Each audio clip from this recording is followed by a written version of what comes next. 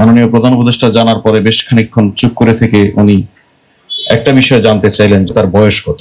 Channel S পরিবার এবং শিবলি ভাইয়ের যে পরিবার, এই দুটি পরিবারই আজকে শোক সন্তপ্ত। সে জায়গায় সংহতি জানাতে আমার আশা। আমি শুধু এতটুকু বলি যে গত 9 সেপ্টেম্বর যখন ঢাকা বিশ্ববিদ্যালয় ছাত্র সংসদ নির্বাচন চলছিল, সে সময় নির্বাচনের যাবতীয় আপডেট আমরা নানানভাবেই খেয়াল করছিলাম। যখন হঠাৎ করে এই দুঃসংবাদটা আমাদের কানে আসলো, আমি নিজেই সে সময় মাননীয় প্রধান উপদেষ্টাকে জানিয়েছিলাম।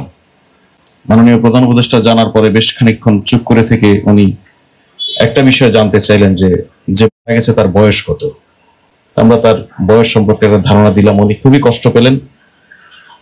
মাননীয় প্রধান উপদেষ্টা চ্যানেল এস পরিবার এবং শিবলি ভাইয়ের যে শোক সন্তপ্ত পরিবার, তাদের প্রতি সমবেদনা জানিয়েছেন, শোক জানিয়েছেন।